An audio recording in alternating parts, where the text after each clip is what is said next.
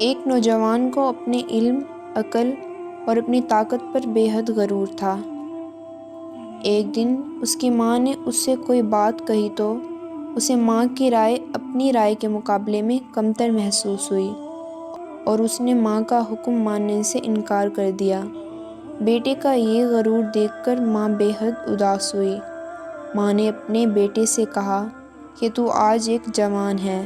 اور تجھے اپنی عقل اور اپنی طاقت پر ناز ہے، لیکن تو ہمیشہ سے ایسا نہ تھا۔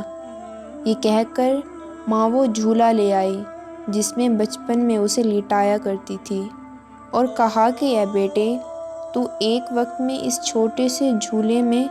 بے بس و لاچار پڑا تھا اور تیرے ان بازوؤں میں وہ طاقت نہ تھی کہ تو اپنے منہ پر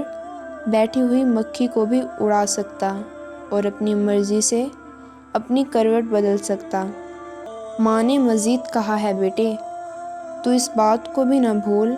کہ موت جب تیری آنکھوں کے تمام چراغ گل کر دے گی تو پھر ایک مرتبہ بے بس و لاچار ہو جائے گا اور تیرا حال یہ ہوگا کہ قبر میں تیرے جسم کو کیڑے مکوڑے کھائیں گے